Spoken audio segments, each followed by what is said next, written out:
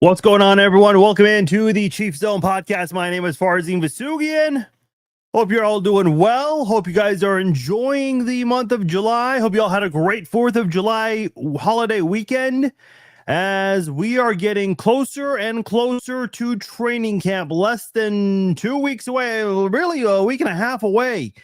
Yeah, it's going to go by pretty fast and a lot of things going on from now until then, and a lot of things we've got to discuss on tonight's episode of the Chief Zone podcast. So very little time to waste on the docket for this podcast.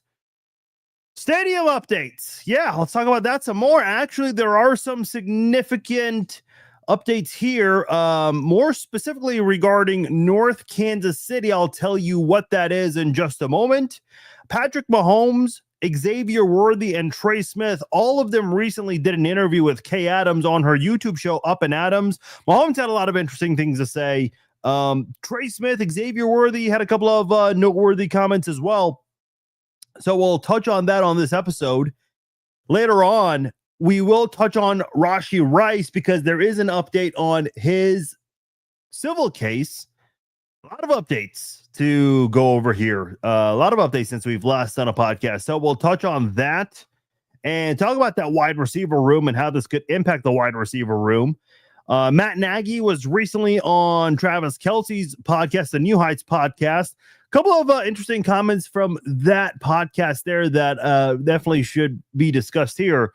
And also, somebody says Patrick Mahomes is fat and an embarrassment.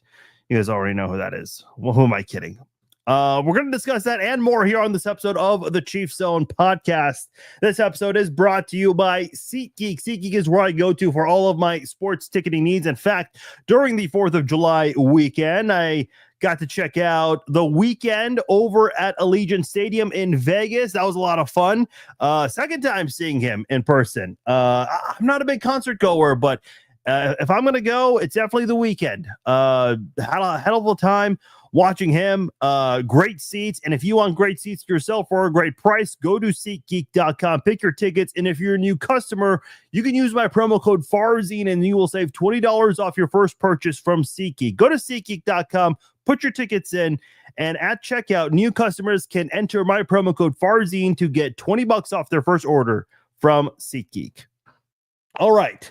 Before we go any further, and like I said, we've got a lot to get into here, so I'll make this very short and sweet. Tomorrow is the 18-year anniversary of the Chief Zone podcast. Now, obviously, a few times in between, we've done some breaks here and there. The podcast has gone on hiatus, brought it back a couple of times. At one point, I thought I was done with the podcast completely, but this is now our 3rd year back from bringing it up from the ashes. Yeah, so this is going to be our 3rd season since coming back from a hiatus. So thank you guys so much. I was actually nervous bringing back the podcast a few years ago and was not really sure if anyone would care because, listen, there are a lot of podcasts out there. This was the very first one to come into existence, but you guys have stuck around a long time with my content because I've still been posting about the Chiefs even without the podcast, and you guys have stuck around, and the podcast has only gone up. We've had a lot of great former players come on this podcast over the last couple of years, and that has meant a lot. Without you guys, this would not be possible. So thank you guys so much. 18 years strong, 18 years for the Chief Zone podcast. So thank you guys so much for that. Like I said, we have a lot to get into, and I would love your guys' interaction, your guys' comments, thoughts on everything as we go on throughout the podcast tonight here. And let's start with the stadium update. I'll try to make this as short as possible because I know a lot of you guys are kind of annoyed by this point. I told you guys how annoyed I am, though it has felt like this summer, the wheels on this have turned quite a bit here.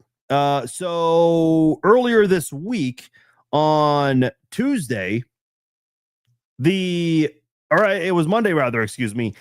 Kansas met in Topeka, the state senators, and they officially extended the Star Bonds deal, extending it for 12 more months. However, the state of Kansas LLC, they want an answer by December the 31st.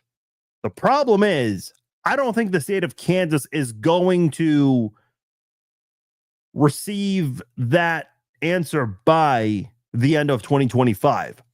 Mark Donovan spoke to the media earlier this week, right around the time when the Star Bonds deal was being extended, to help promote Nebraska versus Cincinnati at Arrowhead. And Mark Donovan was asked several questions here, one of which he was not asked, and I don't know why. Nobody asked him why there was a $350 million increase in renovation costs. The senators in Missouri did not ask this when the Chiefs representative was there, Rich Aubuchon, and no one in the media asked about the $350 million increase in renovation costs. Why? I don't know. What are we doing here? Like, well, I don't get it. But nonetheless, Donovan was asked some good questions here. One of which he was asked about the possibility of going the route of renovating Arrowhead Stadium and whether that would go on a ballot. And he said it's more likely to end up on a ballot in April rather than November.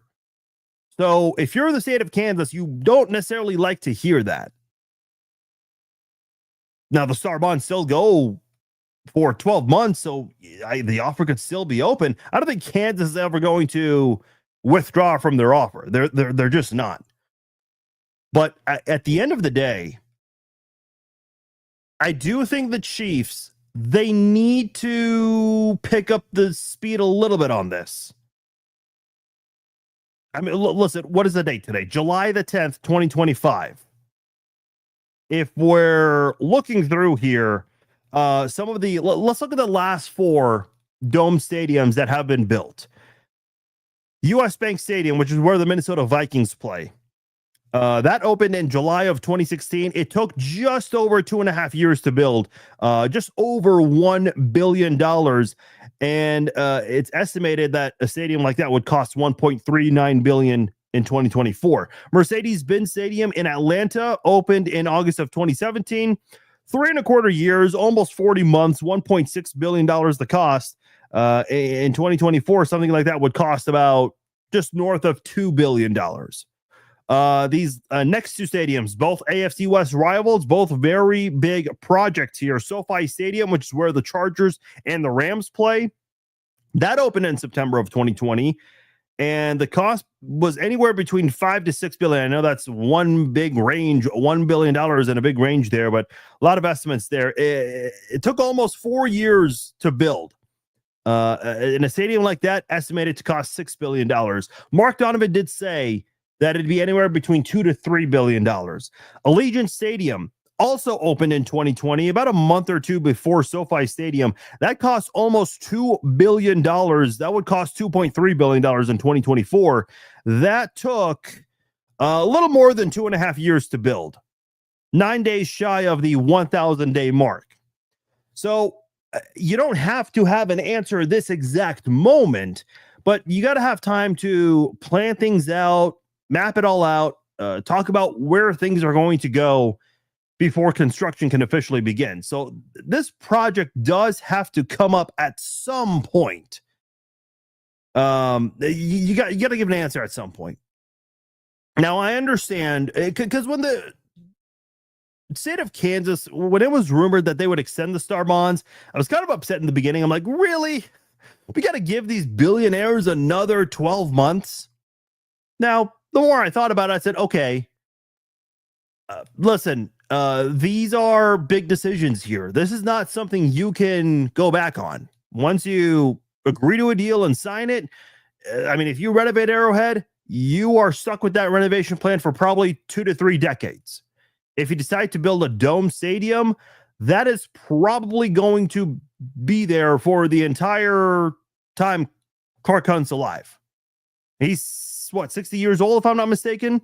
So, this would be, this is going to be your home for a long time. Renovations, that would take about 20 to 30 years to just live until and enjoy until it's old. The way I see it right now, I mean, you're going to spend at least $1 billion on this. Whether you renovate, which the renovation cost is what, $1.15 billion. And again, for whatever reason, none of the Missouri senators, nor did any of the media bother to ask what the renovation plans look like. No one did. I mean, what are we doing here? Donovan was also asked what would happen if they were to get turned down again by Jackson County. He gave a very short answer here, and he said that it would be a tough situation for everybody involved. His exact words. Now, it's always interesting to me because whenever you hear Mayor Quinton Lucas, and I know his optimism has really been like a yo-yo. One week he sounds very optimistic and he's letting you know that the Chiefs are going to renovate Arrowhead and the Royals are going to move downtown. And the next minute, it sounds like he's defeated. It really does sound like he isn't sure if what he's been saying will happen. Today on Pete Mundo's show, which he does every Thursday morning, he sounded pretty optimistic. Last week didn't really give the same level of optimism. In fact, he actually called out the teams and talked about how this has gone on for too long. And he's definitely right about that. I've been saying that for a couple of months now. But I get it. This is a really big decision that's going to be made here.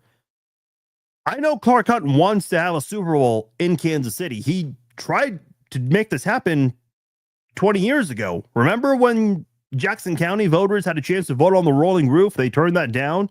The NFL promised the Chiefs, if they were to approve of that roof, that they would get the Super Bowl. Did not happen. At the end of the day, I think the only way you're going to get it is if you have a dome. I do think the Kansas deal is better. And I think more so, I'm just not a fan of the Truman Sports Complex. And again, I know a lot of you guys subscribe to a Kansas versus Missouri war, which I don't know why, because this is not KU versus MU. This isn't the Civil War. I mean, we're talking about a professional sports team here that will stay in the Kansas City area, ultimately, hopefully. But I think the Chiefs, the Truman Sports Complex, that area is just not a viable option. It's just not. There's a reason why the Royals are done and they want to move out of there. The Chiefs, I mean, I don't know. There just aren't a lot of options for the Chiefs right now in terms of an indoor stadium in Missouri. Yeah, the Truman Sports Complex has a parking space and it's nice, but as far as the surrounding areas, it's just not. I mean, there's been some crime in that area, if we're just being honest. That's the kindest way you can put it. The Royals thing, them moving downtown, and I've said this many times, I just don't understand the obsession with them wanting to be downtown, because in downtown Kansas City, to be clear, because listen, 15, 20 years ago, maybe 20 years ago, that would have been a really good idea before they built P&L and Sprint Center, now T-Mobile Center, of course. But now it's like, there really isn't a whole lot of space. I mean, they talked about a potential option they had, and they claimed that they had been discussing or talking to businesses and discussing them possibly moving. That was a bold-faced lie because those businesses claimed otherwise. I mean, listen, at the end of the day, I still think the best option for the Royals right this moment would be 119th and Null. It is kind of an obscure place to go play in Overland Park, but as far as like land mass and everything, parking space, I mean, you already have several parking garages there. I would imagine maybe the Royals tear down a couple of them and build some open parking spots, or maybe they just take down all those parking spaces. They also do own the land in that area. The not the land, but the man, what's the exact word? I can't remember the exact word.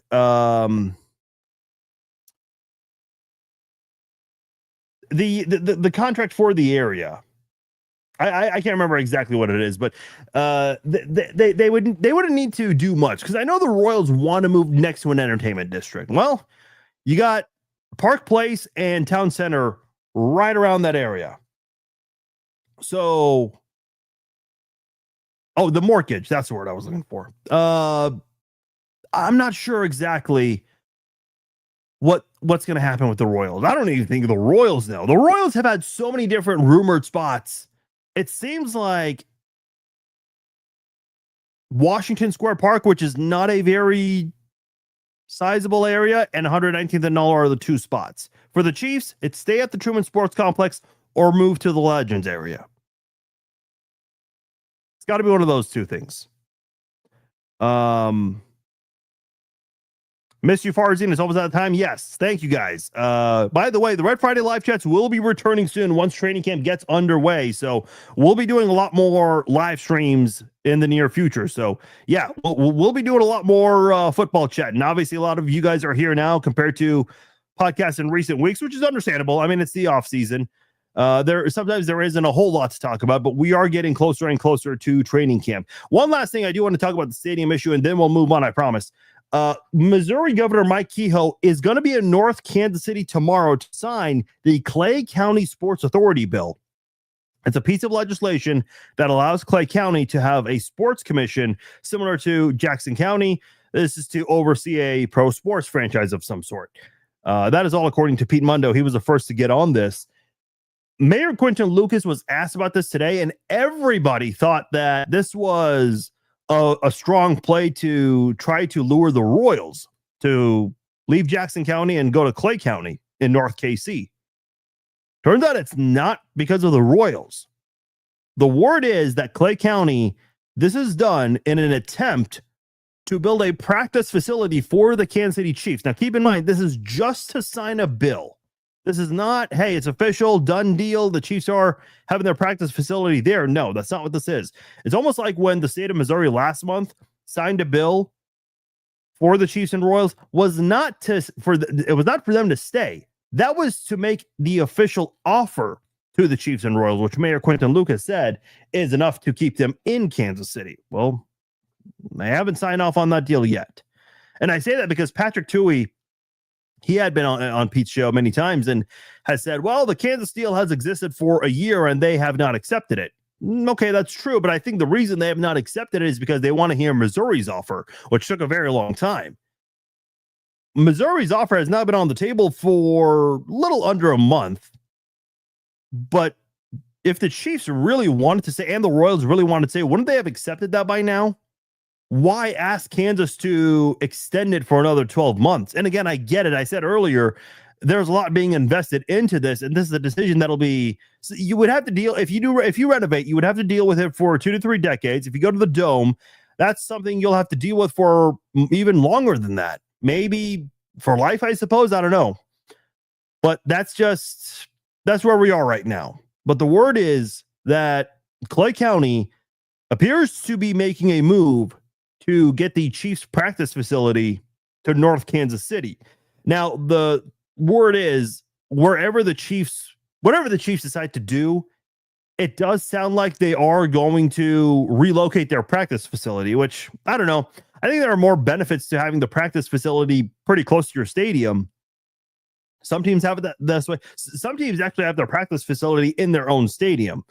I like the way the Chiefs have it, where they have 3 fields, usually that third field in the far back area that's used for players who are training and in recovery from an injury, where the other 2 fields get used a lot more. I think that's also how they use them at St. Joe when they have training camp there.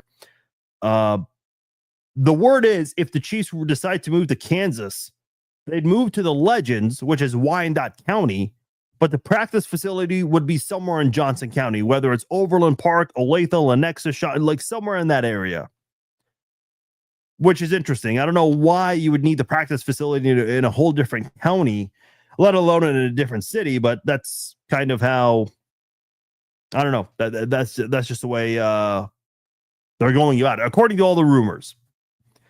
So that is the latest with the Chiefs and their stadium, as well as their practice facility in the future of those 2 things there. All right, enough of that. Let's get into actual Chiefs football here, because since we've last done a podcast, there's been a lot to go over here. A lot of updates, a lot of interviews by Chiefs players, and also Matt Nagy, Chiefs offensive coordinator. And a lot to react to here. Let's start with Patrick Mahomes. He was on Kay Adams' show, Up at Adams. They were actually on site doing their interview for a commercial for State Farm. I believe Kay Adams is a part of that as well. So she took that opportunity to interview Patrick Mahomes. Also interviewed Trey Smith at the same location. A couple of interesting notes from Patrick Mahomes' interview. He said he does not care about the top 100 list, which is gradually being laid out as we speak. They're announcing two players per day. That's an interesting way to drag it out. Listen, the top 100 list is voted on by players, not every single player. I don't know how many players vote on this, but they vote on this around November. So there's still more of the season to go at that time. And obviously, you don't even know who the Super Bowl champions are, or who even makes the playoffs of all the playoff teams by that time. So the list is always going to look a little weird. And also, I've said this many times in the past as well. I'm willing to argue that NFL Network, which is responsible for compiling this list, they show a couple of the ballots from the players, but they never show who voted how. I mean, listen, the NFL Network can order this however they want. I remember when the Chiefs won the Super Bowl in 2019. Well, technically it was February of 2020, but you know what I mean. Patrick Mahomes was fourth on that list, coming off an MVP season, and led the Chiefs to a great postseason run there. Same postseason where the Chiefs were down 24-0, and they scored 51 points in the last three quarters. But he was fourth on that list, and that drew a lot of reactions. Was he really put fourth on that list? I don't know. But I think NFL Network will always reorder these however they want. J.J. Watt called out the list. Here's why the list is a joke. And again, keep in mind, there are players who are voting on this. J.J. Watt made this list the same year he suffered a season-ending injury and he only played 2 or 3 games. And he called it out. He's like, dude, I only played a couple of games. How did I make the list? Aaron Rodgers. Remember when Aaron Rodgers suffered that lower leg injury and only played 4 snaps in his first year with the Jets? He was 96th on that list. Now, keep in mind, this is not a career accomplishment list. This is a list purely based on how you did the year before, to my understanding. I mean, if this was based on career achievement, the list would not look the way it is. It just wouldn't. And keep in mind, I said this before a couple of times, these are players voting on this. The reason I'm making a big deal about that is because I know in the social media era of sports now, where players and fans, I mean, they tend to see what the other says. Whether players want to acknowledge them is all up to them, but players certainly do hear any and all criticism because of social media today. A lot of those players don't like it when fans have a negative opinion, as true as it may be. They just want fans to not say a word, be supportive, and enjoy the game, win or lose. Well, it's not going to be that way. I mean, people are going to have opinions. But players, another reason they don't like it is because fans never played the game. Okay, I get it. But when you have Aaron Rodgers make the top 100 when he only played 4 snaps, how do you justify that? And again, did the players really vote that way, or did NFL Network sneak it in there to get a nice little reaction? Because they always start from the bottom when they announce these players. And I don't know, maybe that was a great way to start things off with a bang. I don't know. Charlie says it was 4 good. I mean, it was talked about.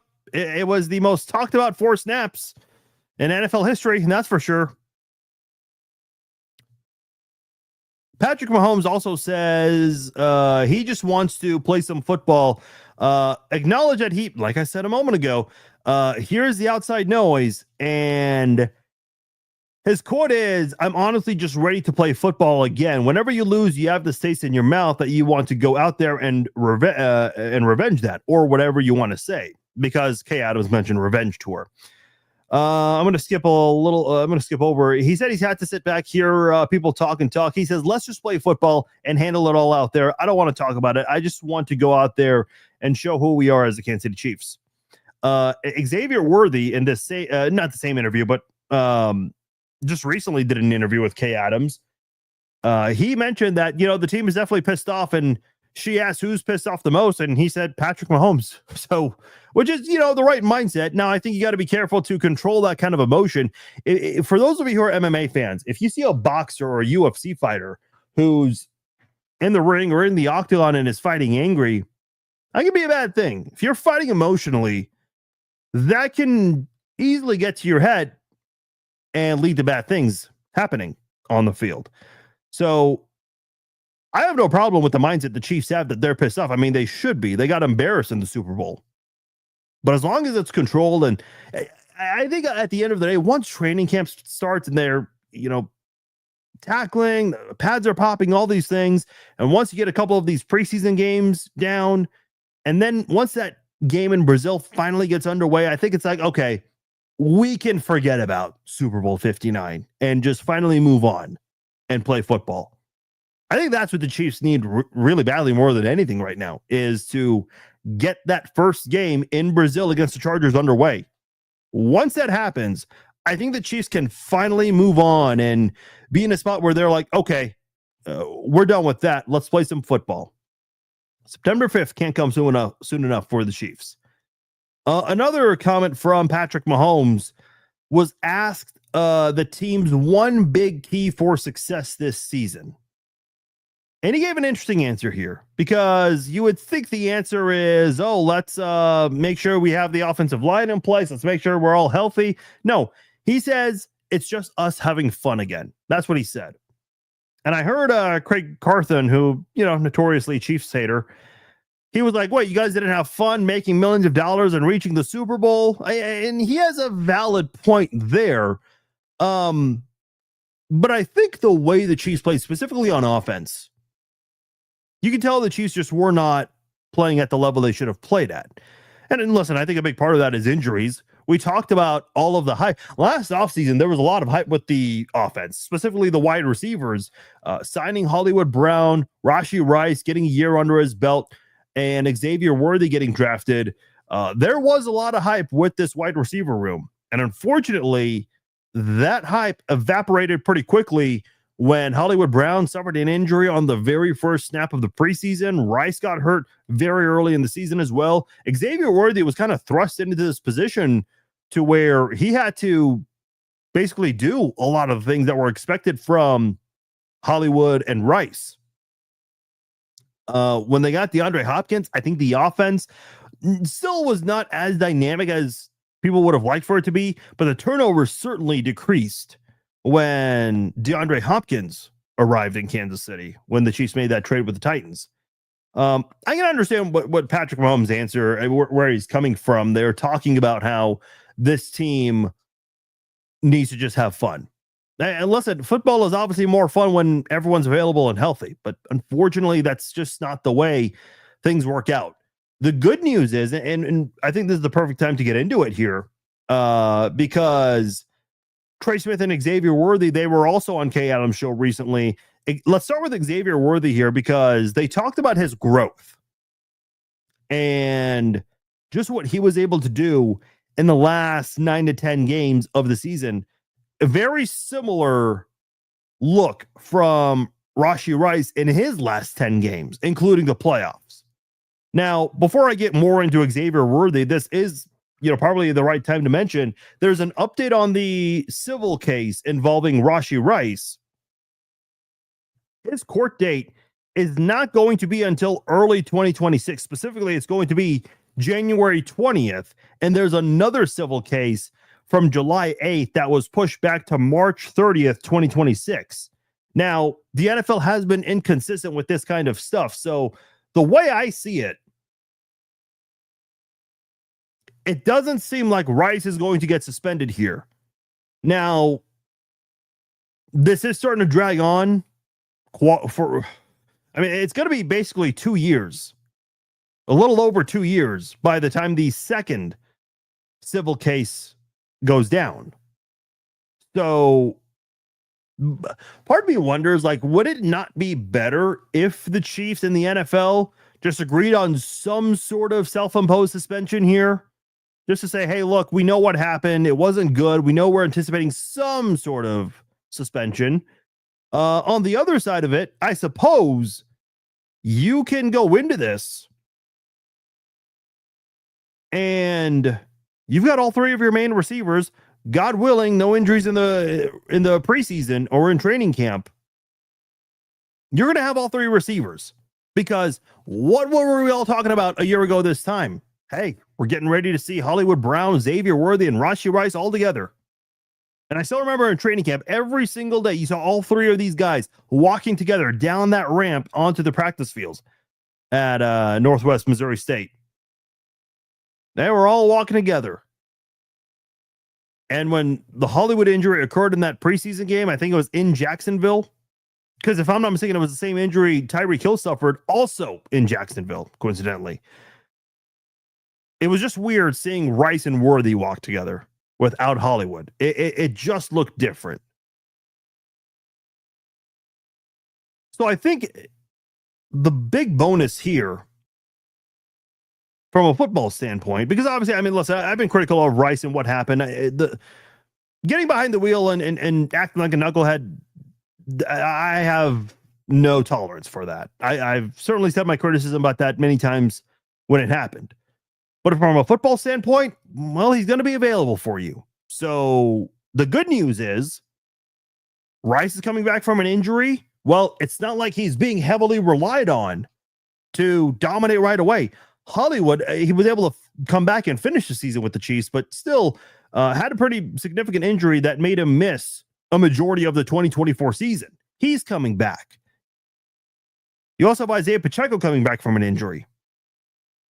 Yeah, he finished the season just like Hollywood did, but again, missed a lot of time as well. You have Worthy, circling this back to Worthy here, and the growth he had as a rookie. Let me read you some numbers here, and I think you guys will like these numbers here. Let's go to Rashee Rice's last 10 games as a rookie, including the playoffs. He had 69 catches for 780 yards and 4 touchdowns. I'll read it again. 69 catches, 780 yards, and 4 touchdowns. When you look at Xavier Worthy and his last 10 games as a rookie, including the playoffs, 67 touches, both rushing and receiving, 686 yards from scrimmage, that's receiving and rushing, and 6 total touchdowns. One of them was a rushing touchdown. Now, I know what a lot of you guys are going to say. Well, he had a lot of garbage time stats in the Super Bowl. Yes, he did. But you know what I'm also including? Because he did play a snap. It was just one singular snap, but it does count. That also includes a Denver game in Week 18 when the Chiefs rested all their starters, and the starters they didn't rest hardly played in this one. The starting offensive line only played a series, which was a 3-and-out. Worthy only played a snap. I think the only starter who played the game from start to finish was Brian Cook, because they didn't have a lot of safeties on the roster. Shamari Connor, not a starter per se, but someone who plays a lot in the secondary. He played throughout the game as well. I mean, you have to have some guys play from start to finish. But Xavier, I'm including the Super Bowl, which, again, a lot of garbage time stats. And I'm also including the game against Denver where he only played 1 snap. Now, I'll read you the averages here, because Worthy average, and this is excluding the Denver game. So in the 9 games, he averaged 76 yards from scrimmage per game. Rice averaged 78 receiving yards per game during the last 10 games of his rookie season. Very, very similar numbers here. And again, 69 catches for Rice in the last 10 games, 67 touches for Worthy in the last 10 games, including that Denver game where he only played a snap and didn't touch a football. So when you look at Rice and Worthy, their growth in the last 10 games of their rookie seasons, very similar, nearly eye to eye. If Worthy was to get his average of 76 yards, 76 scrimmage yards in that game against Denver, which he had no reason to, would have had very close numbers for yards from scrimmage to Rice's receiving yards, because Worthy's obviously not used the exact same way as Rice, where Rice, I mean, you look at Rice last year, before his injury, that dude was a top 5 receiver, was top 5 in receptions, yards, and touchdowns. And I know there's been some speculation how many yards he could have finished with, which, you know, at the end of the day, is a hypothetical. We can't get into that too much. But now that you have Hollywood Brown back, able to re-sign him, Xavier Worthy is back. He got a year of experience under his belt, which is huge. And we saw what kind of start Rice got off to in 2024 before his injury. I mean, that dude was a top 5 wide receiver up until the 5th offensive snap against the Chargers. So when you have everyone coming back here, there isn't going to be pressure on one sole wide receiver to carry this offense. Everyone's going to have a hand in it. And you've got good depth with Juju Smith-Schuster coming back, Jalen Royals, who, you know, I don't think he's going to make a big impact right away, at least not on a consistent basis, but someone who I think will kind of grow and get involved a little bit as the season goes on. And that's really what you expect at the bare minimum from him. Yeah, I mean, given the depth on this football team. We'll see what the Chiefs do with the other wide receiver spots. I would imagine one of them would belong to Nico Remigio, given that they like him as a return specialist. I know Worthy is getting some looks as a returner as well. The Chiefs have a lot of options here at the wide receiver spot. And it does excite me. If they can shore up that offensive line play, which there's a lot of hype for Josh Simmons at left tackle. A lot of people are saying the Chiefs got maybe the best left tackle in the draft. We'll see. I certainly hope so, because Kansas City has struggled at that position for years. I've said many times, and Garrick Dieter agreed with me on this when he was on the podcast a couple of weeks ago, that Kingsley Suamataia might be better suited to play left guard than left tackle in the NFL. Perhaps the speed was just too much for him at left tackle at a pro level. So we'll see what Kingsley Suamataia does, because this guy's got a lot of talent and he's a pretty big dude as well. So we'll see what he does. I mean, that is the one guy I'm going to keep my eye on the most in training camp, is Kingsley Suamataia, and right behind him would be Josh Simmons. If the weakest link is Juwan Taylor at right tackle, I think Patrick Mahomes can live with that. I think that can definitely be something that the Chiefs offense can utilize and have a really good season. You've got the talent. We know that these wide receivers are going to get open. And Travis Kelce, I know the stats didn't show it, but on ESPN's analytics, Travis Kelce was one of the best pass catchers last year in terms of getting open, creating separation. I mean, he's still out there playing well. And again, the numbers didn't show it last year, but a big problem with that was Patrick Mahomes dealt with a lot of pressure, arguably the worst he has ever dealt with in a season last year. I mean, the carousel of left tackles alone made it difficult for the Chiefs. Yeah, Bob says it's cost the Chiefs a couple of Super Bowls with the tackle spots. Yeah, it certainly has. I mean, the one against the Buccaneers, I mean, you just had a JV offensive line in that game, which is odd because the odds makers didn't even bother adjusting with the with all of that there. They just said, "Oh, yeah, Patrick Mahomes, he'll get through." I still remember the following postseason after Super Bowl 55. Brady lost. I can't remember if it was his left tackle or his right tackle in a playoff game against the Rams, I think. And dude, Brady was dealing with all kinds of trouble without one left tackle there. Mahomes had been playing without a lot of guys. I mean, he's been playing with the worst set of offensive tackles each of the last 3 seasons. And they found a way to get to the Super Bowl all 3 of those years. So if Patrick Mahomes and the Chiefs offense, if they can find a way to figure out with bad tackles, wait until they actually finally improve that position. And hopefully it's Josh Simmons and maybe Juwan Taylor. I know there are some thoughts. Maybe Jalen Moore shifts over to right tackle. I don't know how fond the Chiefs are of that idea. I know Brett Veach has nothing but good things to say about Jalen Moore. A lot of people thought Jalen Moore could have been the starting left tackle for the Chiefs until they got Josh Simmons. But is it possible Jalen Moore shifts over to right tackle? Josh Simmons has played some right tackle. So the Chiefs have options there. I would imagine in training camp, Jalen Moore might get some consideration at right tackle. Will they actually put him there? I don't know. But I would imagine there's going to be some consideration of that as we go on. But that's your offense right now. With Rice coming back, Hollywood's coming back, Pacheco coming back from an injury. I know Pacheco has not really been talked a whole lot this offseason, but Kareem Hunt's coming back. I mean, this is going to be an offense by committee. You don't have a standout number one running back. You don't have a standout number one wide receiver. I know Rice had, I mentioned this already. I know Rice was a top 5 wide receiver last year until his injury, but until he stays healthy, playing a full season, excluding his rookie year, of course, we don't know exactly what kind of a number one receiver Rice will look like. Again, I'm not really going to judge him off his rookie season because he got off to a slow start and he built his way up as the season went on and got off to a great start last year. If he stays healthy, yeah, maybe he could be your clear-cut number one wide receiver and be one of the best wide receivers in the NFL. But I still think there's going to be a wide receiver by committee here. That, maybe you'll have a 1,000-yard receiver in Rice, but I would not be surprised if Hollywood Brown and Xavier Worthy are both close to 1,000 yards, if they have anywhere from 700 to 900 yards.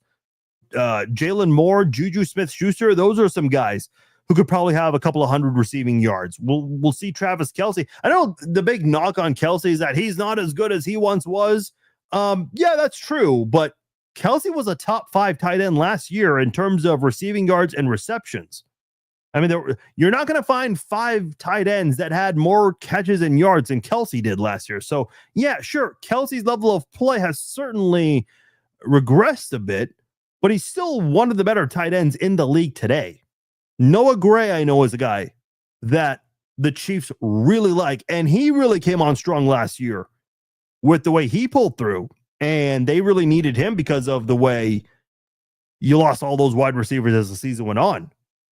Mentioned Rice and Brown. Obviously, you lost Juju for a few games. He really stepped up when the Chiefs offense needed it. And again, I know Pacheco, and we haven't really talked about the running backs a whole lot this year.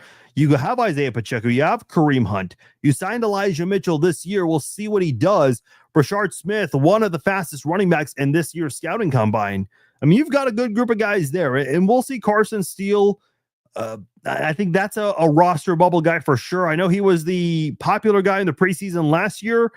Did not have the same level of play in the regular season. We saw a weakness we didn't see in the preseason, which was ball security for Carson Steele. Because once Kareem Hunt returned to the Chiefs, when they got him, we didn't see much of Carson Steele after that. He hardly touched the ball, excluding that Week 18 game against Denver. But I think in general, you have the arsenal to succeed if you're Patrick Mahomes. You just got to make sure that offensive line is really bringing its A game. And I think you will have a better offensive line this year compared to last year. I'll get into Trey Smith in a moment here because he has some very interesting comments that I think people need to be aware of here. Before we get into that, I want to let you know about a couple of events that are coming up in the near future that you guys should definitely check out here. The first one here is the Kansas City Charity Pickleball event hosted by former Chiefs wide receiver and current Chiefs tight end Noah Gray, who obviously just talked about Noah Gray for a moment there. This is going to take place at Chicken and Pickle in North Kansas City. We talked about this with Garrett Dieter a couple of weeks ago on the podcast. Obviously, there have been guys like Justin Reed, Marquez Valdez-Scantling. They've had some of their charity softball events in years past, but unfortunately, with the way the business works, whenever a player leaves, maybe they're not able to have their charity commit as much as they were able to in the city they just played. I know Justin Reed's done some stuff in the community still, but maybe not as much as he used to.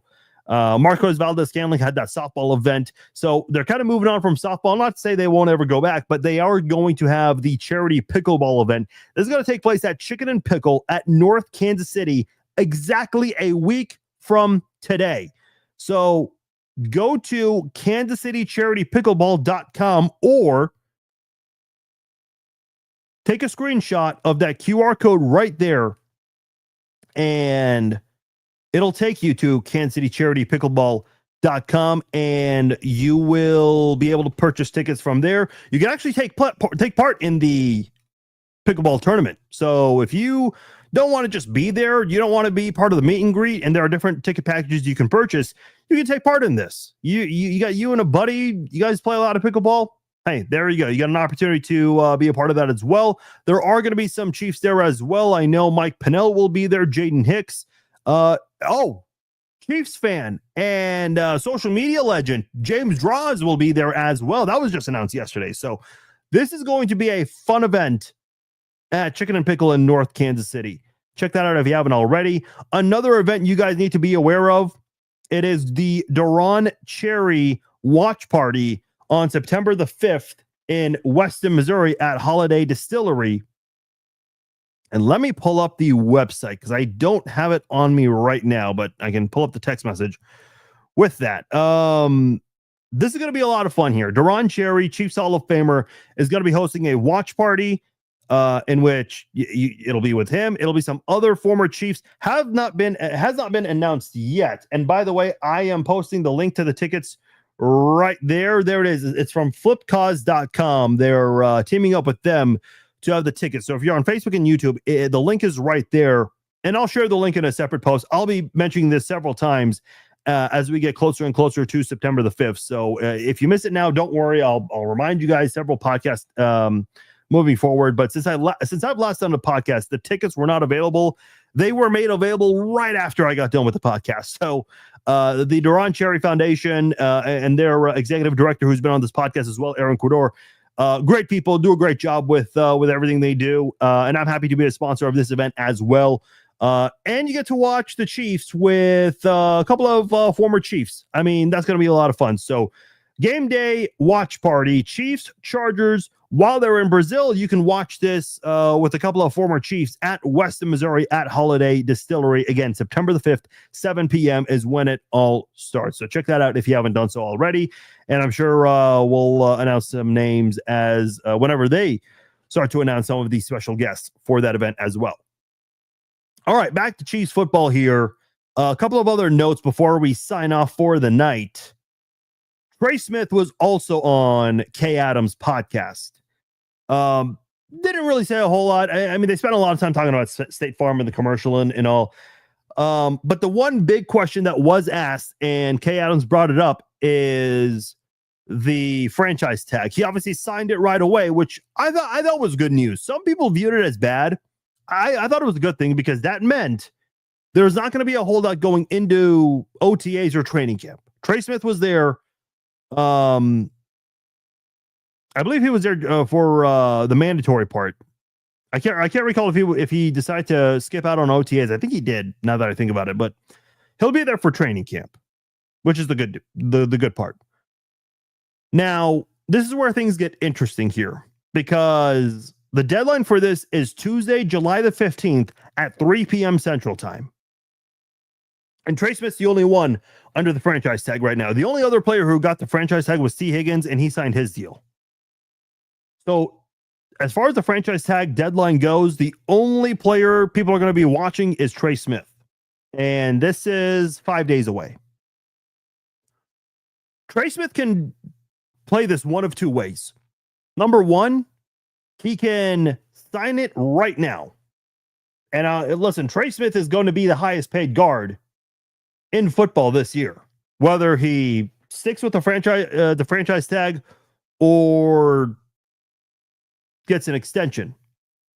And I'm looking at Trey Smith's career earnings prior to this year, of course, which he's going to be making close to $23.5 million. Trey Smith's made $6.5 million up to this point in his career. Oh, poor Trey Smith, $6.5 million. But let's be honest. I mean, all of these players want big money. And considering how Trey Smith has played from his very first snap, I mean, I still won't forget that game against Cleveland where the Chiefs came back. Dude, he was just mauling defensive linemen in that game. And that was the first indication that the Chiefs might have gotten a massive steal in the 6th round, which leads me to my next point. Because he's a 6th round draft pick, his first year he made $790,000. Second year made close to $1.5 million, close to $1 million in 2023. And this past year in 2024, made $3.3 million. Altogether, he's made over $6.5 million. This year alone, he'll make $23 million. I mean, 3 to 4 times more than what he had his first year, or all 4 years altogether. So Trey Smith got an opportunity to cash in big right this moment and get that big contract. Or he can roll the dice. And the reason I say roll the dice is because he could get injured this year. And if you get injured this year, that big contract might not come your way. He'll still get a good contract offer from someone, whether it's the Chiefs or another team, but it's not going to be $23 million per year or maybe even more, because we all know the guard market is going to continue to go up. Every market continues to go up, but this guard market, that skyrocketed last offseason, which was terrible news for the Chiefs because they had 2 big interior offensive linemen that they had to figure out. They already figured out one of them in Creed Humphrey. The other one right now they've got to get is Trey Smith. They can do that. Well, they've got Kingsley Suamataia and Josh Simmons on rookie deals, and Jawan Taylor more than likely is gone after this season, unless he steps up and plays like one of the best offensive tackles in the league, which I'm not holding my breath on, but there you have it. I mean, I suppose anything's possible. What I will say is,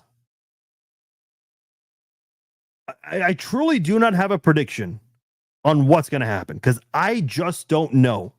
Trey Smith has 2 big options here. One of them is signed right now, and you can get $23 million per year for the next 3, 4, 5, 6 years, whatever it is you end up signing for. That option's on the table. Or you can wait for another year and have another great season, and maybe that $23 million per year turns into 24, 25, or 26 million per year. I don't know. But that option is on the table as well. I don't think the Chiefs want option B. They want to sign him right now and then figure out what to do with the other contracts next offseason, because you got to figure out what you're going to do with Patrick Mahomes and Chris Jones and their contracts, because they do eat up a large portion of the salary cap next year because of the, and let me pull that up real quickly, because of the restructures they have done already. If you look at 2026, the cap number for Patrick Mahomes is $78 million. That's a lot. Chris Jones is at $44 million. That's a shit ton. Jawan Taylor's at $27 million, but I think, if I'm not mistaken, I think the Chiefs can cut him and save a lot of cap space. They can save $20 million in cap space according to Over the Cap. So that option's there for them for sure. Yeah, there's a lot to figure out, because as far as team cap space goes for 2026, the Chiefs are already in the red. That's not where you want to be. Now, they're not the only ones. I mean, the Browns are there, the Lions, the Vikings. I mean, every year you have teams that are going to be in the hole, over the cap, and trying to figure out what to do with it. So I do anticipate the Chiefs to figure out something. Brett Veach has found a way to make it work. Now, part of it has been trading guys. Not everyone's been able to say. Tyreek Hill has been traded. L'Jarius Sneed, Joe Thuney this year. We'll see what they end up doing in terms of who they might trade next offseason. I know that's not really a big focus right now, but that's part of the job of a general manager, is you have to look at these things and figure out, when you extend Trey Smith, how is that going to impact next offseason? Those are things you always have to consider here. I don't know who would be a trade candidate for 2026. I mean, Kelsey would be a free agent unless he retires. Jawan Taylor's probably going to get cut. They're not trading Chris Jones. They're not trading Creed Humphrey. Maybe Jalen Moore gets traded. I don't know. I mean, because he's 18, close to 19 million over the cap. That's his cap number, rather. Excuse me. Drew Tranquil has a cap number of 7.5 million. Is he a surprise trade candidate? I don't know. Nick Bolton, $19 million. Not that, I mean, they just signed him this past offseason, or this offseason, I should say. I mean, listen, no one wants any of those guys to be traded, but let's be honest here. Mike Dana could be a guy also who the Chiefs either cut or trade. Nobody thought Joe Thuney was going to get traded. Nobody thought Tyreek Hill was going to get traded. The day the rumor came out that Tyreek Hill was getting traded, everyone was in shock. Everybody. Nobody saw that coming. So that is something that we just have to watch out for. So I would imagine Mike Dana is going to be a cut. Oh, by the way, you got to figure out what you're going to do with Trent McDuffie and George Karlaftis, because they're both on the fifth-year option for 2026. And those guys are going to want extensions as well. Yeah, it's going to be a very interesting offseason next year for the Chiefs. I mean, I suppose, listen, this is a good problem to have. I was hanging out with my buddies over at the Fringe Fanatics podcast, and I mentioned to them, hey, listen, the Chiefs have all these problems trying to keep everyone because they draft very well. They manage to find a good free agent or two every year. I mean, you've been able to sign guys like Tyrann Mathieu, Joe Thuney, Justin Reed, and they've been able to come to your team and contribute in a really big manner. Sammy Watkins. And the reality is you can't keep all of them. You just can't. And that's led to, letting players walk or surprise cuts or surprise trades, unfortunately. So that's a good problem to have if you're Kansas City. I'll say this, because for as well as Kansas City has drafted, yeah, maybe you do part ways with someone really good. But because you're the Kansas City Chiefs, because your general manager is Brett Veach, maybe you find a way to just continue replacing guys through the draft. Kansas City has found a way to get a lot of great players. 2022, 2021. I know the last couple of drafts have not been as dominant, but they've had some great players from those drafts. I mean, Kansas City is finding a way to find good players every year in the draft, not just in the early stages. I mean, throughout the draft, a lot of people feel like this draft class has a good possibility of looking similar to 2022's draft class. And I think I would agree with that assessment. I certainly would. So we'll see what they do on the Trey Smith front. The deadline, once again, July the 15th at 3 p.m. Central Time. A couple other things here before we sign off. Matt Nagy was on the New Heights podcast. Talked about Rice coming back, Pacheco coming back, and how they're going to have that veteran leadership as well with Kelsey, Mahomes, Creed Humphrey, Trey Smith are now viewed as veteran leaders on the team. Nothing majorly noteworthy from Matt Nagy in terms of the upcoming season, but he did reveal that the Chiefs had an offensive play for Chris Jones. The Chiefs love doing this kind of thing. They've done it with Dontari Poe a few times where he caught a touchdown pass for the Chiefs at one point. He ran for one. Also threw for one. In years past with different regimes, you've had Jared Allen catching passes, Mike Vrabel. He did it in New England, did it a couple of times in Kansas City. Oh boy, who was the nose tackle for the Chiefs? Sean Smith. Yeah, you've had some nice trick plays over the years from Kansas City. Apparently they had one involving Chris Jones. And the name of the play, the Swinging D. The Swinging D. Safe to say they chose not to whip that out because, according to Matt Nagy, that only lasted 2 weeks in the playbook. They didn't like the way it looked in practice, so they took it out. And they did not like. Oh, by the way, to add to the list of trick plays, Tyler Thickman's touchdown catch. That, in my opinion, is the best play in Chiefs history. I mean, maybe in the moment it wasn't notable because the Chiefs were a one-win football team. They were like 1-7 or 1-8. But Thigpen's going out there catching a touchdown pass, and unfortunately they choked that lead away. But hey, that was a fun moment. Kelsey commented, by the way, he had a very interesting comment on the Chiefs, and specifically when he joined the Chiefs in 2013. Now, obviously, 2013 is the year Andy Reid joined the Chiefs coaching staff. That's also when they brought in Doug Peterson, Matt Nagy, Eric Bieniemy. I mean, a lot of those guys came over to the Chiefs that year. And Travis Kelce said, and this topic has not been brought up recently. I know around this time in the offseason, we talk about Chiefs history because there isn't a whole lot to talk about sometimes. But we haven't talked about 2012 in a while, which is always going to be a very dark season in Chiefs history for things happened on, out, and off the field. Travis Kelce talked about how crazy he thought it was that the Chiefs only won 2 football games last year when they had, his words, superstars. And he was right.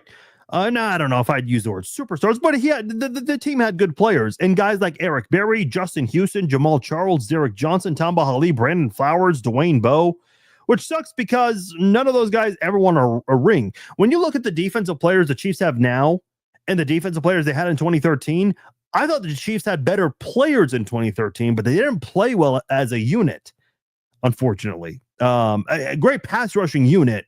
Dontari Poe also part of that as well, but they just never could have a lot of success in the postseason.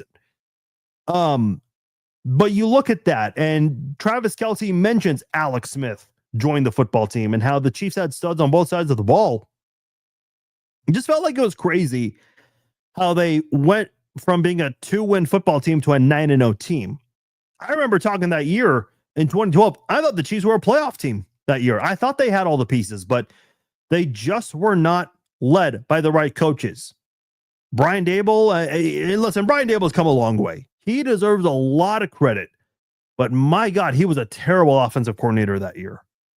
Oddly enough, on that same coaching staff is Nick Sirianni, who now has a Super Bowl to go with his name.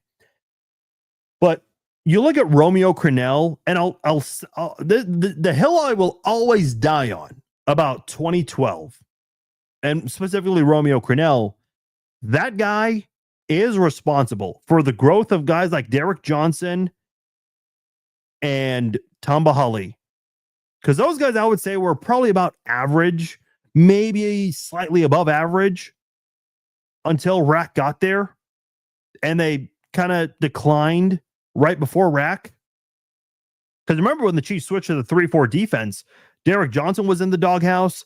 Tamba Hali just wasn't playing well.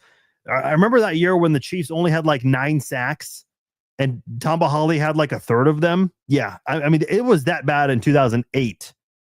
And then in 2009, when they transitioned to the 3-4, was not working under Clancy Pendergast. Remember that name, Clancy Pendergast? He was a defensive coordinator, the first defensive coordinator under Todd Haley. But then when Romeo Crennel got there in 2010, Derek Johnson played way better. Tamba Hali played way better. That was Eric Berry's first year. And not only did he have Romeo Crennel as his defensive coordinator, he had Emmett Thomas as his secondary coach. That was huge. And then the following year, they draft Justin Houston, and he ends up becoming a big part of the defense. The hill I'll always die on is that guys like Johnson, Hali, who went through so many defensive coordinators, and then guys like Brandon Flowers, Eric Berry, Justin Houston, guys who got drafted when Rack was the defensive coordinator. I think those guys really benefited from having Romeo Crennel. If it wasn't for Romeo Crennel, I don't think Derek Johnson and Tamba Hali would have had the careers that they had. Tamba Hali recently went into the Chiefs Hall of Fame. Derek Johnson 100% is getting in there. He does have the franchise record for tackles in team history. So obviously did a lot of great things there. But unfortunately, Romeo Crennel was just a bad head coach. He was a really bad head coach. I'll never forget the game against the Raiders where the Chiefs lost by 10 points.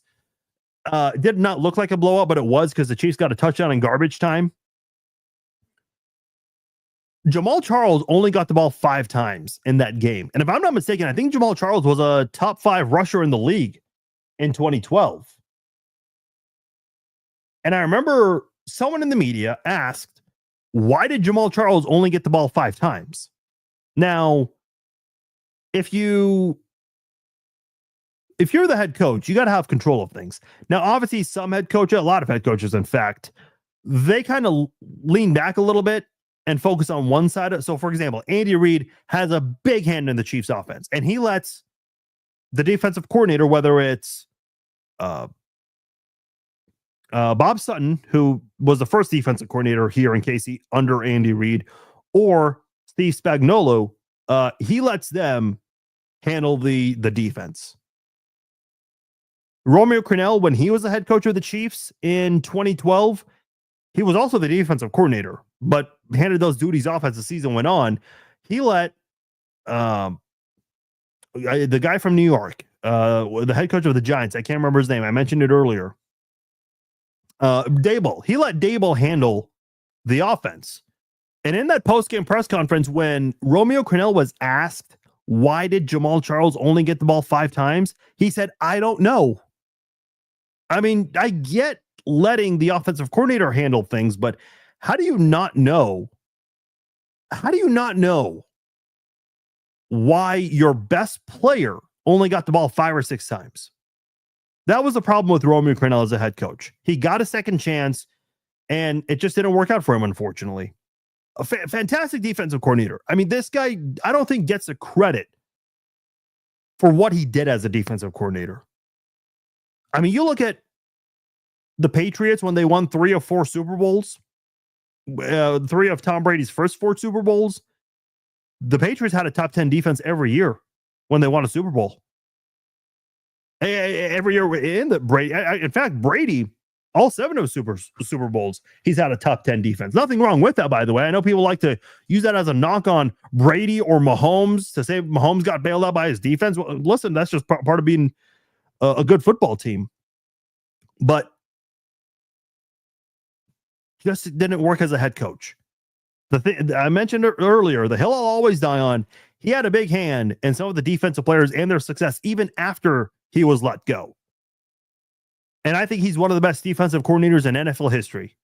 I wish there was a way the Chiefs were to work out something to keep Romeo Crennel as a defensive coordinator, but it just doesn't work out that way. I know Gunther Cunningham came back as a defensive coordinator, but it was not right away. I mean, he left and went elsewhere for a little bit, and then he came back to Kansas City as a defensive coordinator after being fired as the head coach. But that's just not the way things panned out. But I think a lot of these players, these defensive players, they owe it to Rack for what he did during his time with the Chiefs. Bob says, how about Marv Levy? Hey, look, Marv Levy, one of the best head coaches, in my opinion, in Chiefs history.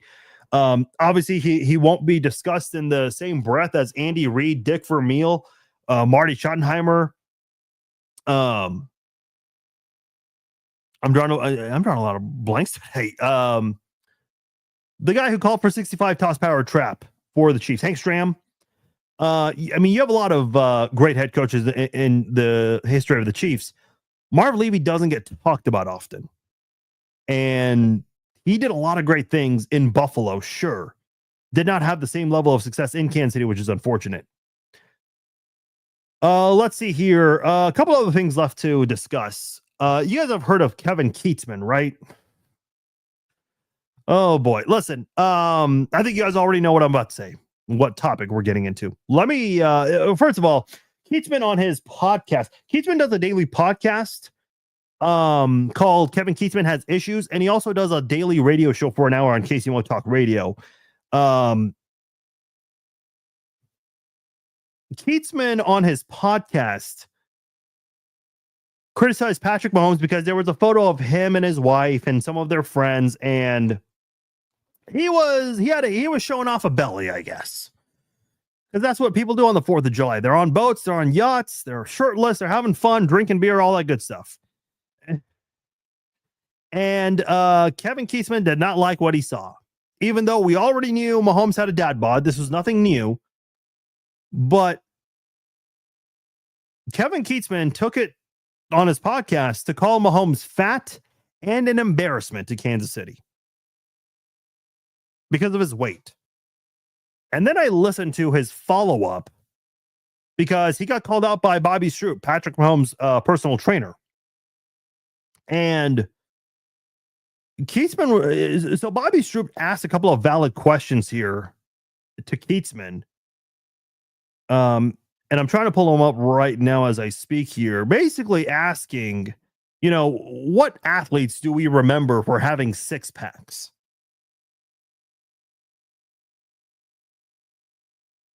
And then he asked questions, when has Patrick Mahomes ever appeared to be tired in a game?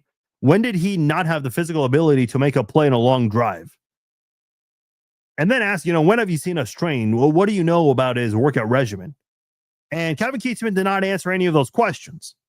And then Bobby Stroop said, you obviously need attention. If you want to see us, if you want to see what In Shape is, go make it through a practice at St. Joe or run hurry up offense scrambling back-to-back plays. You don't have a clue what it takes. It's not a look, it's a performance. Those are the words from Bobby Stroop. And if I'm not mistaken, I believe Bobby deleted his tweets. I don't agree with doing that. I think maybe he realized that he was giving Kevin Keatsman more attention than he deserved. I think that's possible. Listen, I've said this before, and people who know me have asked about Kevin Keatsman because, for those who don't know, I did intern for Sports Radio 810. This was several years ago, back in 2009. And I mentioned this before, and this is not a big secret because some of the 810 hosts have publicly said this on their show. The work environment at 810 is not a great one, and that is putting it in a very generous tone. There's a lot of screaming and shouting and cursing and getting in people's faces there. When I worked at 610, it was the complete opposite. People, the reason I bring that up, people ask me, they say, "Oh, Keatsman probably treated you like shit there." No, not at all. Actually, Keatsman was very kind to me and the other interns. I'm sure there was an intern joke somewhere in there. But if you know, you know, by the way. The thing about Keatsman, he obviously had ownership at Sports Radio 810. So no one would ever argue with Keatsman. I mean, Keatsman was a top dog there, but I cannot tell you why there was so much arguing and yelling there. But that's just the way things worked out there. So I heard Kevin Keatsman's response to this on his follow-up podcast, where he basically talks about, core muscle exercises and all these things, but he never answered any of Bobby Stroop's question. The point he's trying to make, and this is a very weird point, but it is his point, is that Patrick Mahomes could get lazy after he turns 30, which he's going to turn 30 in a couple of months.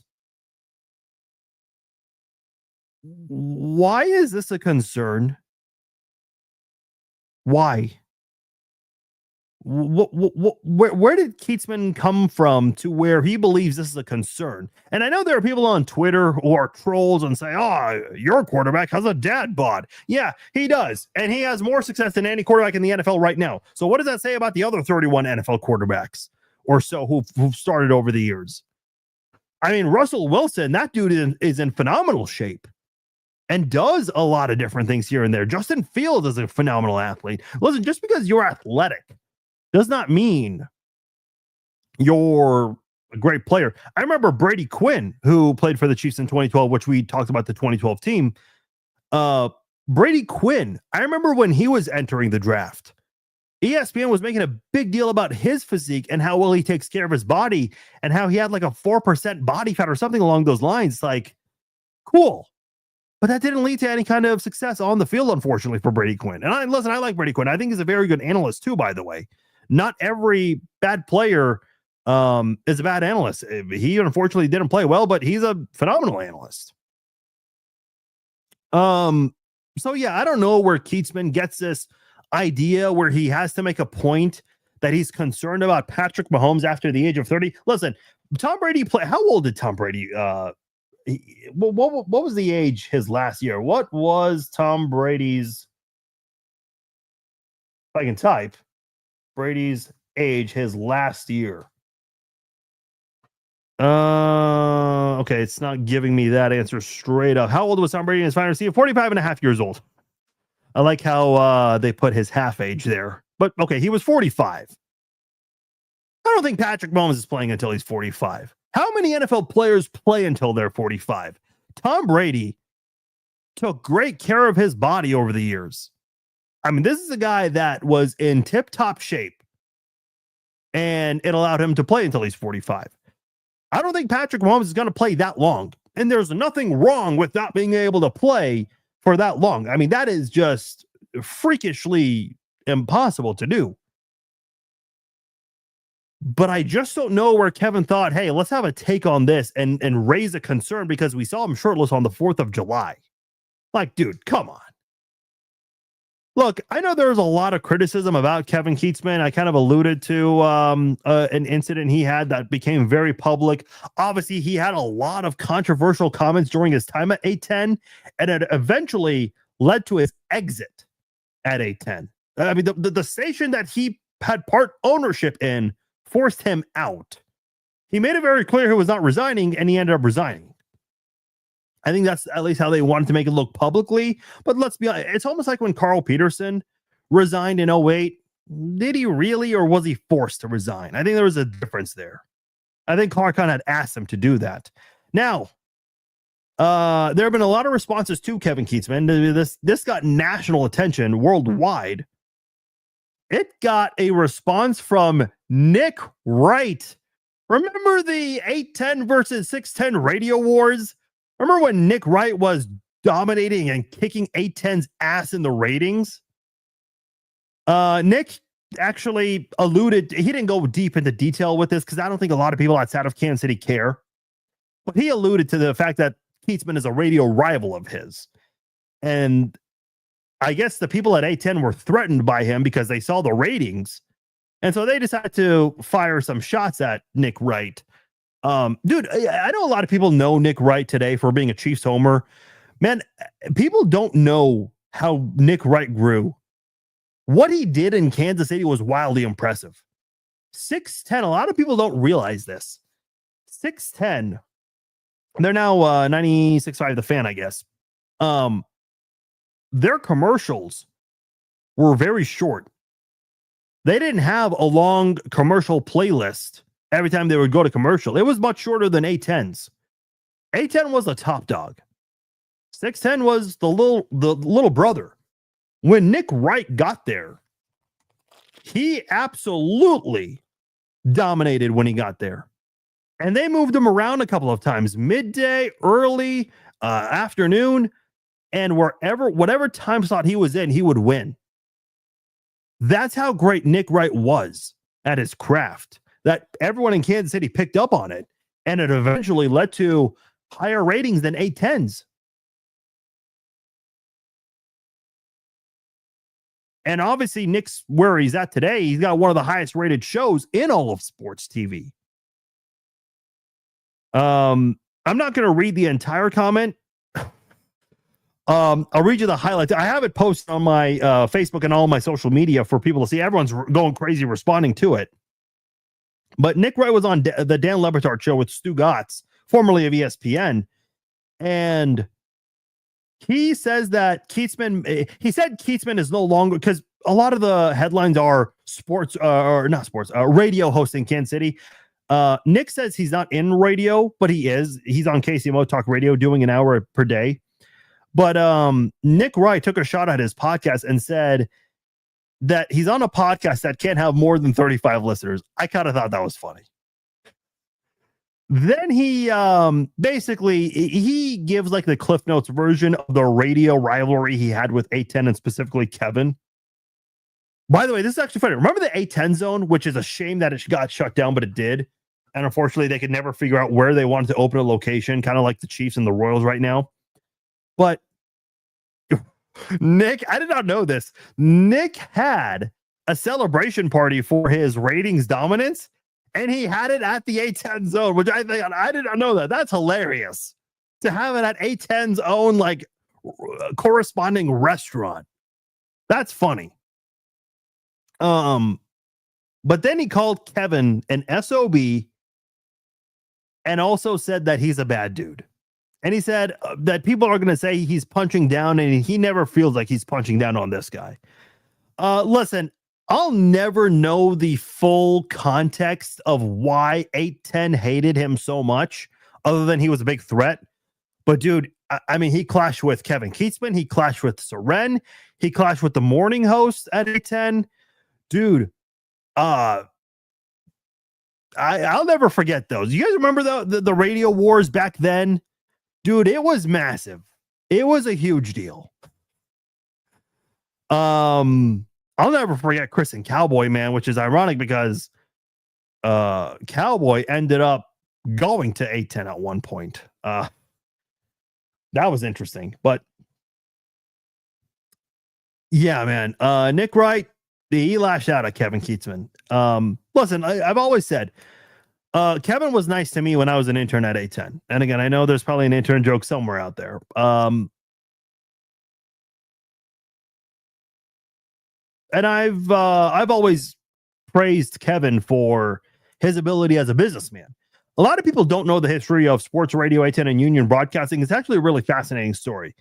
I think there's actually a book published about it, but I don't remember the name of that book. But there's a nice publication about union broadcasting and the growth of it.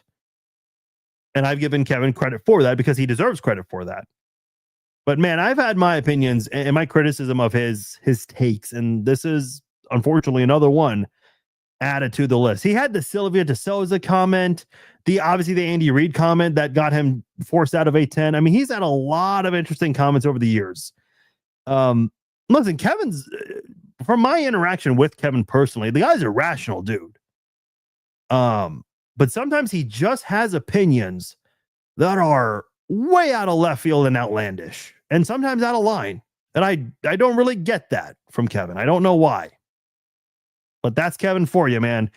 He's not apologetic about any of that, and that's just the way he chooses to roll sometimes. That's Kevin for you. Last thing I'll get into here is season 2 of Quarterback dropped on Netflix earlier this week, featuring Joe Burrow, Jared Goff, and Kirk Cousins. Kirk Cousins doing it for a second time, which is all obviously when I watched it. I think a lot of Chiefs fans would agree with this as well. Obviously, a Chiefs fan watched because of Patrick Mahomes, who is also a producer of the show with Peyton Manning and his production team. You watch it for Patrick Mahomes because everyone knew how it ended. It ended in him hoisting the Lombardi Trophy, Super Bowl 57. But I think a lot of people had a different opinion about Kirk Cousins, man.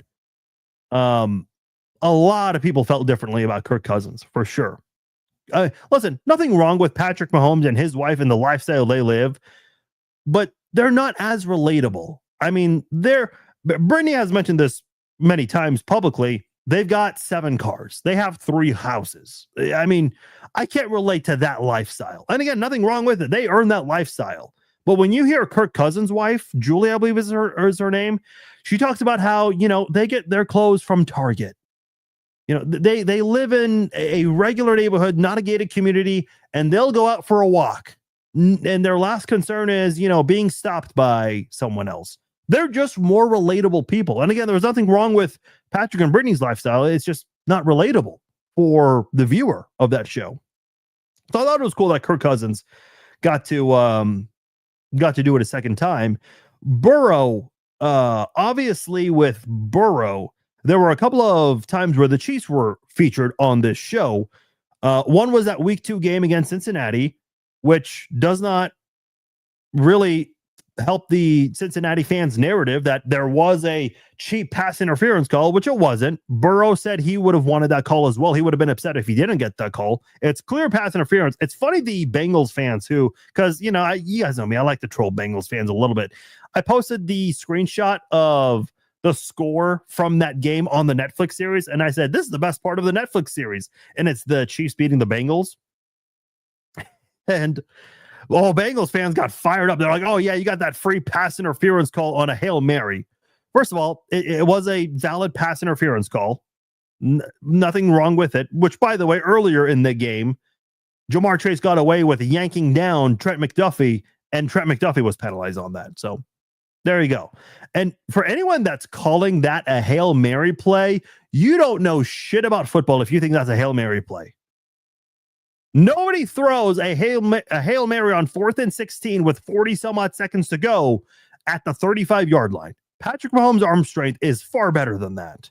But again, Cincinnati fans, I mean, they're the ones who call Chiefs fans casual. These guys don't know shit about football. They don't know what a pass interference is. They don't know what a Hail Mary is. I I don't know if Bengals fans pride themselves on not knowing football or just the simple intricacies of football, but that's Bengals fans for you. They also featured the Chiefs again. I say feature, but the Chiefs were an important storyline near the end of the series because Burrow is watching the Chiefs because the Bengals needed the Chiefs to win. And Burrow was like, yeah, it's pretty hard to win when you are using your backups against a team that's fighting for a playoff spot. And Burrow even said, hey, we put ourselves in the spot. I love the Bengals fans who think Kansas City had this massive obligation to help the Bengals or something. Like, yeah, you're going to risk all your starters in a road game against a very good defensive team. Yeah, sure. Okay. I just don't know what logic Bengals fans come up with, but they're still bitching about this in July. And listen, I get it. The series just came out, so people are going to react to it. But the amount of bitching and moaning from that Week 18 game and the Week 2 game in July is funny. But it's music to my ears, man. I'm not complaining about it. All right. Covered a lot here on this podcast. Almost an hour and a half. And one of the most viewed podcasts we've had as we get closer and closer to training camp. The Red Friday live chats will come back this month. I'm excited for that. Again, a quick reminder, the pickleball charity event hosted by Garrick Dieter and Noah Gray, that takes place exactly a week from today. It's going to be a fun event. If you haven't done so, check it out. Purchase your tickets. You can take part in the event, or you can just be there to watch and be part of the meet and greet. Different ticket packages. So check that out if you haven't done so already. Also, the Duran Cherry watch party that'll take place on September the 5th. You want to start your season by watching the Chiefs along with some former Chiefs. You can do so on September the 5th at Weston, Missouri at Holiday Distillery. This is going to be a fun event. Check this out. And I shared the link to that earlier in the chat, but if you missed it, I'll be mentioning both of these events. Obviously, the pickleball event is going to be happening in exactly a week, and I'll be sharing that a couple of times, several times as well. But I'll also be promoting the Duran Cherry Watch Party event, as I'll be a sponsor of that event. So plenty of opportunities to be aware of that as we get closer and closer. That's just less than 2 months away. So if you missed the link on that, we'll mention it again in the next 55 days or so as we get closer and closer to football season. Hey, thank you guys so much for joining me on this episode of the Chiefs Zone Podcast. Shout out to all of you who watch live on Facebook, Instagram, YouTube, and for all of you who watch the archive version, big thank you to all of you guys as well. My name is Farzin Vasugian. We'll be back next Wednesday. We'll talk about what happened with Trey Smith and his contract extension. Did the Chiefs end up extending him, or will they have him play with the franchise tag? We'll talk about that and much more on next week's podcast. My name is Farzin Vasugian. Thank you all for listening. If you enjoyed this podcast, share this with your friends. Until then, I will talk to you all later. Take care.